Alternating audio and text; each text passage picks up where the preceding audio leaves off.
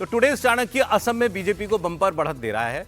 Today's Chanakya के exit poll में BJP को असम में 102 जबकि कांग्रेस को 23 सीटें मिलती हुई दिख रही हैं और बाकी अन्य उम्मीदवारों को और पार्टियों को 1 सीट जा सकती है। तो कम सर्वे हुए हैं जिन्होंने 100 के पास पहुंचाया, उसमें 100 की इन्होंने तो 100 के पार पहुंचाया इसमें बीजेपी की वैसे 60 सीटें थी पिछले इलेक्शन में, एलायंस के साथ मिलकर 75 सीटें थी। वोट वाइब का सर्वे भी है। वोट वाइब के एग्जिट पोल में भी असम में बीजेपी को बड़ी बढ़त दिख रही है। वोट वाइब के एग्जिट पोल में बीजेपी को 90 से 100 और कांग्रेस पार्टी को 23 से 33 सीटें मिलती हुई दिखाई दे रही हैं। बाकियों के खाते में 0 से 6 सीटें तक जा सकती हैं।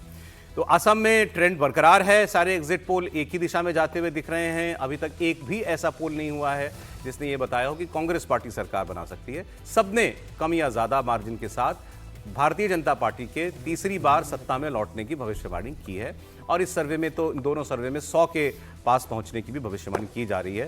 तो 126 सीटें हैं ना सर, 126 में से 100 तो बहुत बड़ा स्ट्राइक रेट है। और उसमें भी बहुत सी सीटें ऐसी हैं जहां हिमंत बिश्व शर्मा ने कह दिया था 20-22 सीटें कि यहां चूंकि डेमोग्राफी हमारे फेवर में नहीं है तो हम तो वहां चुनाव ही नहीं लड़ेंगे। लेकिन अब आप सोचिए ये भी रफली 100% स्ट्राइक रेट वाला मामला है असम में, अगर ये बात सही हो जाती है तो सर। नहीं, असम के चुनाव तो लग ही रहा था पहले भी कि भारतीय जनता पार्टी जीतेगी और हिमंता बड़े एग्रेसिव तरीके से चुनाव लड़ रहे हैं। बल्कि किसी भी मुख्यमंत्री यदि 5 राज्यों में चुनाव में देखें तो उसमें सबसे एग्रेसिव तरीके से उन्होंने चुनाव लड़ा है। और मुझे तो इसमें कहने में शक नहीं कि पूरी तरह से कम्युनलाइज और पोलराइज करके इलेक्शन को लड़ा है उन्होंने। जो जो कुछ किया जा सकता था वो सारे बॉक्सेस को टिक किया।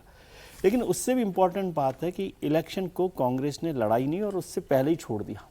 ये 23 सीट्स भी आ रही हैं तो ये इसलिए आ रही हैं क्योंकि कांग्रेस का वोट तो वहाँ पर है ना।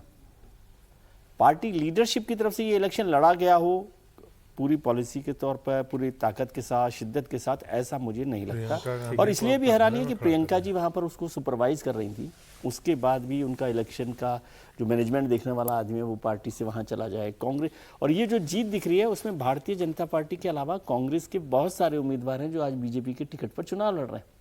तो इसका मतलब कांग्रेस ने उस चुनाव को लड़ा ही नहीं। सही मायनों में तो कांग्रेस ने केवल केरल का इलेक्शन लड़ा। और अभी मैं बात हो रही थी तो आपने कहा कि सारे जो सर्वेज हैं, ये ओपिनियन पोस्ट, वो कह रहे हैं कि कांग्रेस की सरकार नहीं बनेगी। मैंने आपसे जानना चाहता हूं क्या कांग्रेस ने कहा कि कांग्रेस की सरकार बनेगी? ठीक है सर, अब जरा क्योंकि इसमें बहुत ज्यादा कोई आप कह रहे हैं केरल में बहुत अच्छा चला, बहुत राहुल जी की मेहनत के बाद भी वहां कांग्रेस की सरकार बन सकती है। ठीक है, चलिए केरल की बात भी करेंगे, लेकिन इस असम से जुड़ा हुआ मामला उसमें उसकी दिलचस्पी ज्यादा है लोगों में। पवन खेड़ा जी का क्या हुआ?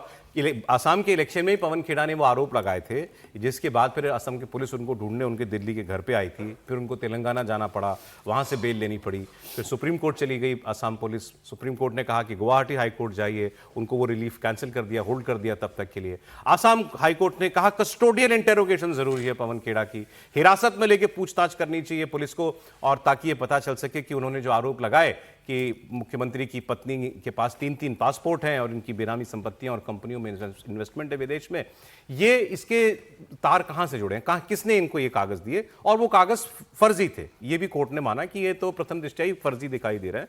दिल्ली सरकार ने भी, केंद्र सरकार ने भी उसमें बता दिया कि ये पासपोर्ट वाली खबर बिल्कुल फ्रॉड है और जो कागज पवन खेड़ा ने दिखाए थे वो फोर्ज्ड है। अब इसके बाद खबर सुप्रीम कोर्ट से ये आई है, सुप्रीम कोर्ट ने हिमंता बिश्व शर्मा की पत्नी पर आरोप लगाने के मामले में पवन खेड़ा को बेल दे दी है। एंटीसिपेटरी बेल, अग्रिम जमानत सुप्रीम कोर्ट ने उनको दे दी है। कल की सुनवाई हुई थी तो उन्होंने अपना फैसला रिजर्व रख लिया गया था। 2 जजेस की बेंच ने आज ये फैसला सुनाते हुए उनकी गिरफ्तारी पर रोक लगा दी है। कब से चल रहा है ये मामला? हम एग्जिट पोल और अब गिनती के दिन खड़े हो गए आकर के, और ये कैंपेन के वक्त का मामला चल रहा है। इतने दिन पवन खेड़ा छिपते छिपाते, पुलिस से बचते हुए कहां रहे, अभी तो ये भी पता चलेगा। अब वो सामने आएंगे। अभी तक वो उन्होंने बीच में 1-2 बार वीडियो रिकॉर्ड करके अपना मैसेज पहुंचाया है, लेकिन ये भी कहा है कोर्ट ने कि उन्हें वो देश छोड़कर नहीं जा सकते हैं और उन्हें जांच में सहयोग करना होगा। किसी भी सूरत में सबूतों के साथ कोई छेड़खानी नहीं होगी। जब जब उन्हें बुलाया जाएगा तब तब उन्हें जांच एजेंसियों के सामने पेश होना होगा।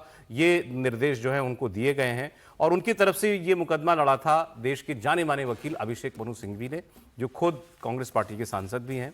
और अभिषेक मनु सिंघवी ने ये अदालत के सामने कहा था कि हमें अरेस्ट के जरिए ह्यूमिलिएट किया जाएगा, तो हमें मतलब बेइज्जत किया जाएगा अगर हमारी गिरफ्तारी होती है तो वो मौका ना प्रदान किया जाए असम पुलिस को। कह रहे हाउ ये रिलीफ जो है वो उनको मिल गया है। इस पर कांग्रेस पार्टी के नेता प्रमोद तिवारी वो क्या कह रहे हैं, सुनते हैं।